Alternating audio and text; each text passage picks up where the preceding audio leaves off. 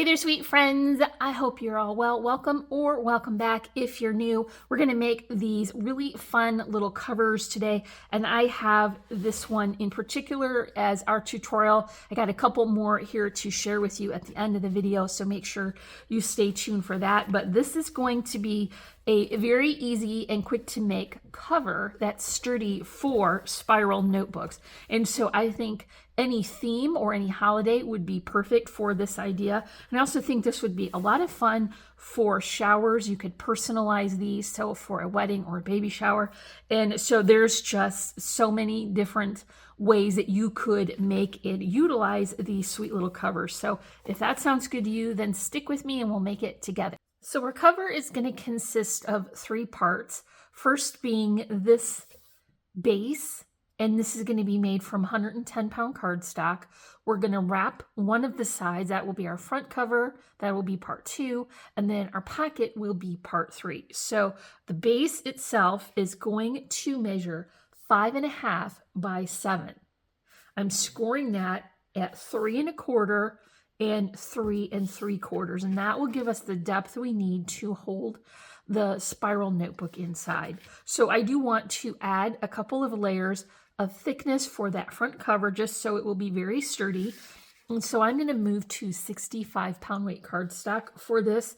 It is 5.5 by 6.5, and I have this scored at 3 1/4, and so that will be enough for the width of the pocket inside that will hold that spiral notebook. So I have already added my double-sided tape here, and this is pretty small, so I'm not going to worry about the 2 glue combo for every part, but I will follow the same steps that I usually do when adding that multi-layer cover, is to lay my book or my page right down into that score line so that I know it is as close to the edge as possible and will not interfere with that opening properly. So I'm just going to lay that down right along that score line.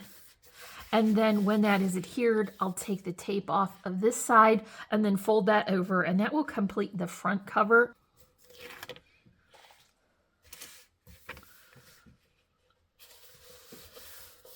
And so now we're going to have 3 thicknesses of paper here, and the inside one being that super sturdy 110-pound cardstock.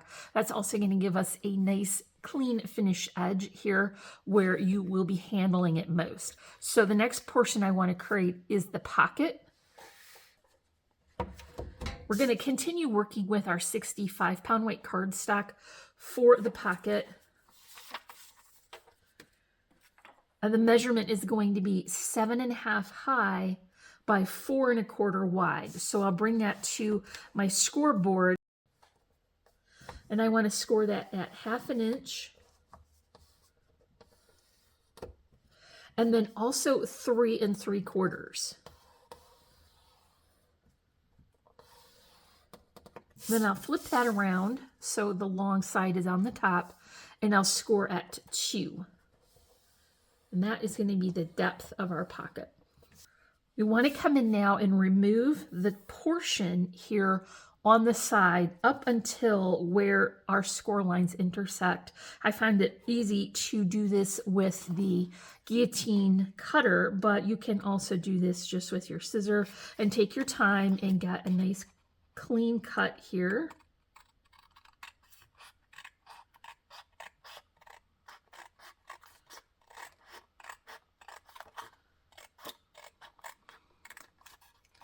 And then repeat that for this side.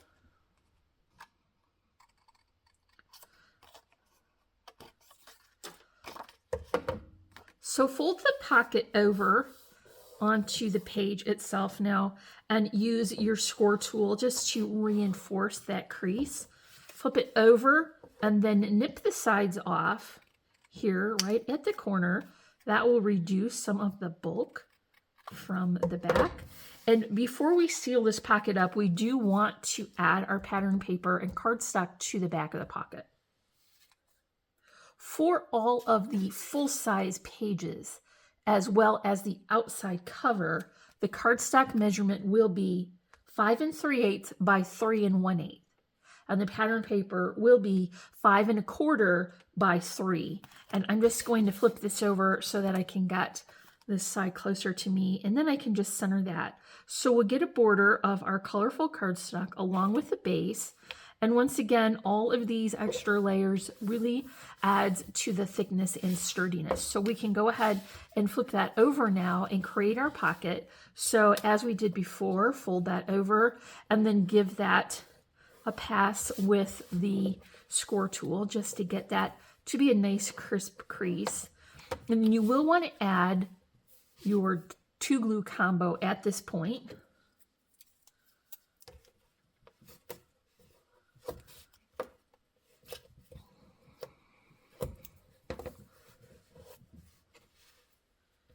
So that's going to be our double-sided adhesive. And then a bit of Tombow.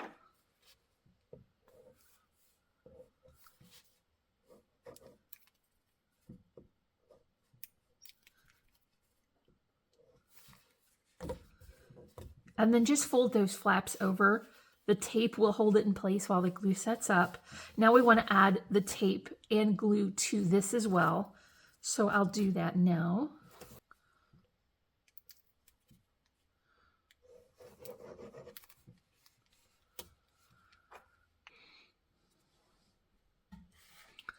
I'll bring our base back in, and as we did with the front cover, I'll just fold that up on the score line and work that right into the corner, making sure to keep it straight and even along the bottom and the side. And now we've got all of those nice layers of thickness for this side as well. And so I do want to finish the inside with the same paper as I have for here, but you don't have to do that. If you're working through a collection and you have bits and pieces left, I would recommend just getting it used up because you want to make room in your stash for new collections.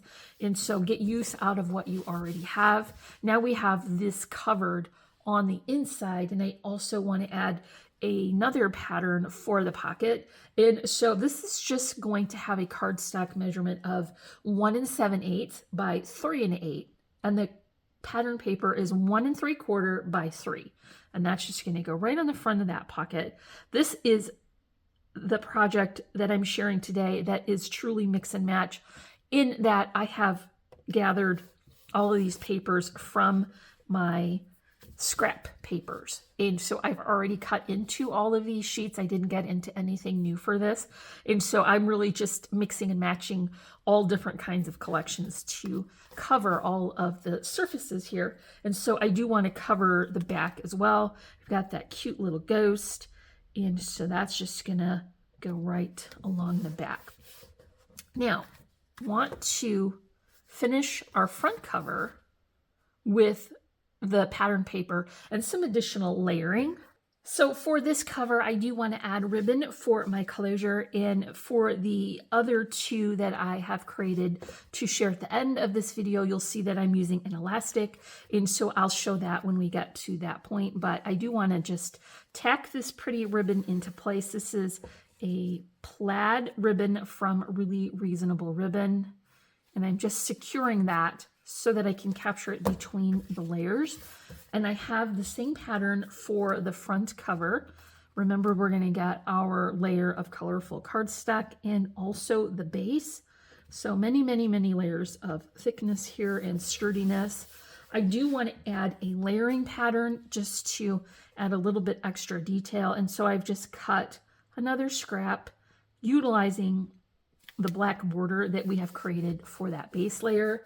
And then I did have a tag from a cut apart from yet another collection. I really went through it for these and pulled different bits from each one. And I cut that out along where the frame was in the image. I also added double-sided foam tape here to build up some dimension. There's an eyelet and some twine looped through as well. So I'm just going to center that there on the top. And then I created a very small flower arrangement for this. And it just has one flower, some die cut leaves, more of that pretty ribbon netting, and some loopy twine bows. I'm just going to add this right to the bottom with a little bit of hot glue. Secure that in place. And I just want to keep everything that's fragile within the border of the book. I'm pressing that down pretty firmly, and then I'll come back and reshape the petal. So this is a flower that I have made with my Cinch and Go poinsettia die set from Spellbinders, and I find it's good for just about any holiday. And then I did substitute some of that paper for my layers of foliage with glitter paper, and so that just adds a little bit of extra detail. I do like to finish off the fronts of my projects with a couple of little charms, and so I've got these jack-o'-lanterns. I picked these up from Amazon. I put them on a string so that I can secure them and have them fall just where I want. I'm going to set that string in a little bit of hot glue. Cut the excess off. Then I'll just top that with a button to hide the cut strings, and I'm adding that with hot glue as well. So I do want to add some sequins. I'm going to wait for the next step to be done, but you can see now that we have our cover all set, and you can reuse this year to year. So you can fill up your notebook and then just swap them out because they're standard size. You're always going to be able to find that. And then so you can just continue using this cover for the whole season and then tuck it away for the next holiday. So let's add that over here and then get to work on that notebook. So I did pick this up from the Dollar General. They're available everywhere. I find them all the time at the Dollar Tree as well. And so there is a spiral at the top. Obviously, if you don't want to do this step, you could just adhere your paper from the spiral going down, especially if that matched your color palette that you're working with in that blue or whatever color you find, then you could just add that paper from the spiral down. But the blue is not going to coordinate with my project. I just want to remove this spiral. So it's actually pretty easy. So I'm just going to pull this out and then cut the very end of it off with my pliers here.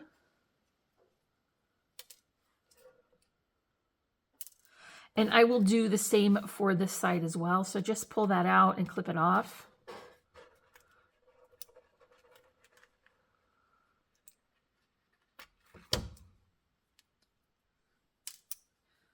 And now it is as simple as just rolling it out. So start rolling that around and you'll find that it threads right off of that spiral.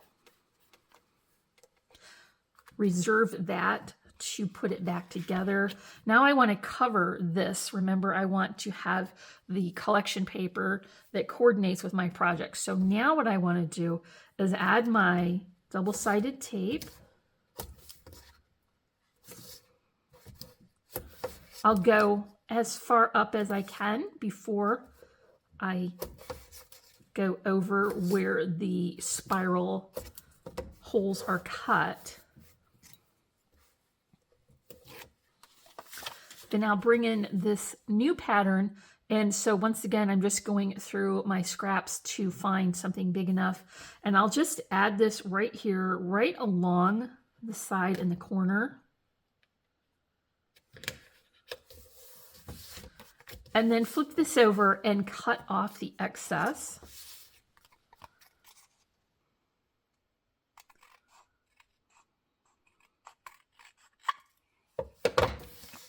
You could stop there if you wanted, but I think it would be fun to add some layering patterns as well. So I just have a piece of a contrasting pattern. So this got a darker background and a larger print.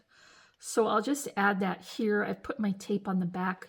And so once I have that in place, I can just come and remove the excess and everything will be perfectly measured for this cover. And I also have another one of those image cut aparts that I cut with a tag shaped die with a stitching detail. And this is just a fun way to add a little bit of something extra. And also we all have a fair bit of these left over in our stash, and so this is just a good way to use them up. Now we've got to put that back on the notebook, so I'll flip that over, and where all of those little holes are, I will repunch that, and I'm going to use my crocodile because mine has the side with the smaller punch.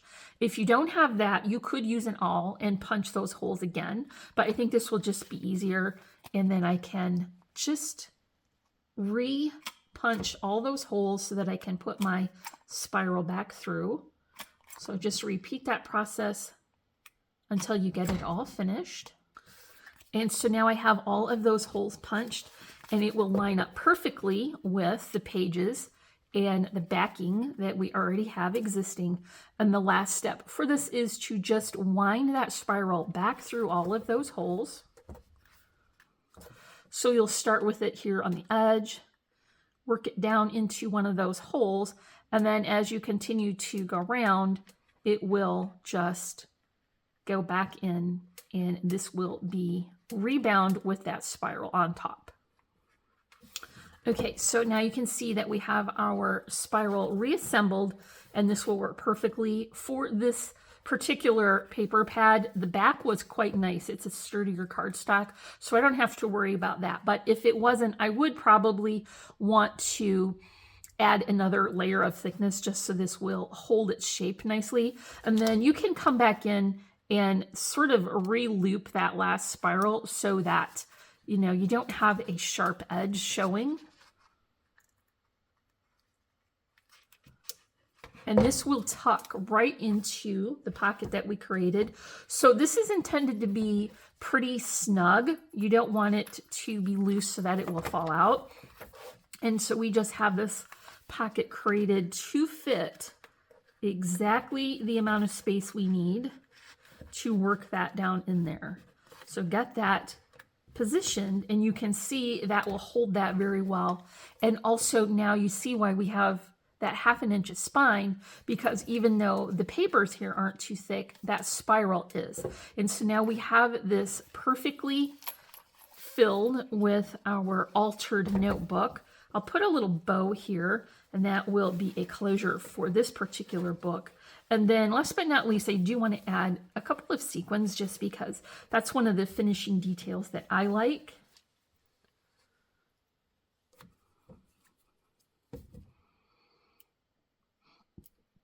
So this particular notebook cover is really not intended to be put in a purse or a bag to be taken places because of all these additional dimensional embellishments.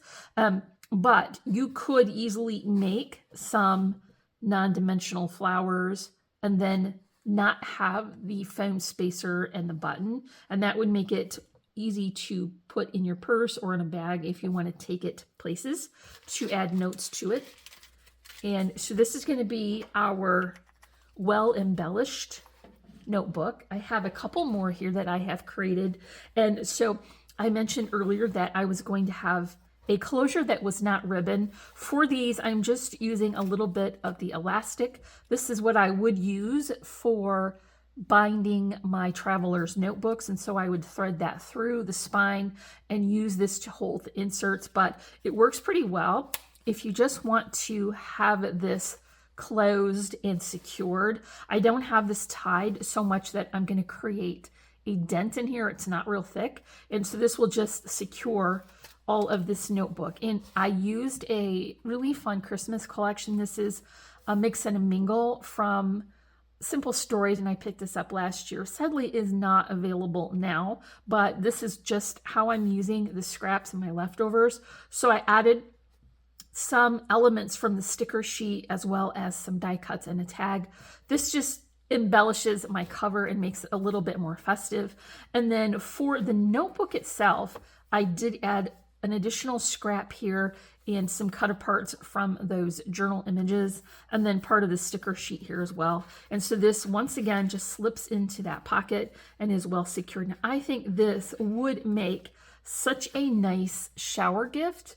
If you had an initial from the recipient, you could add that and then it would be very personalized. These are so easy to make. Honestly, I would be making these all day if it weren't sunny out and I didn't have a nice book that I want to take out to the patio, but for sure, these are quick and easy to make. And once again, using up those scraps is the goal for these projects. So I'm just going to add my elastic here, and that will hold this one in place. And then I did one for the fall as well. And so this just has an assortment of those papers here, bits from the sticker sheet and the border. And then I did add a little bit of foam spacer to this one to build up the dimension.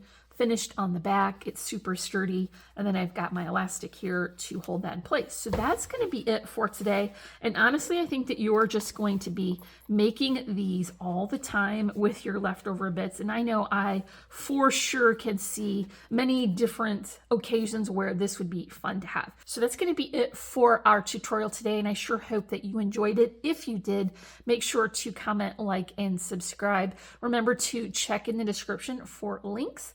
And as always, I'm wishing you a happy and productive day, and I thank you so much for watching. Bye.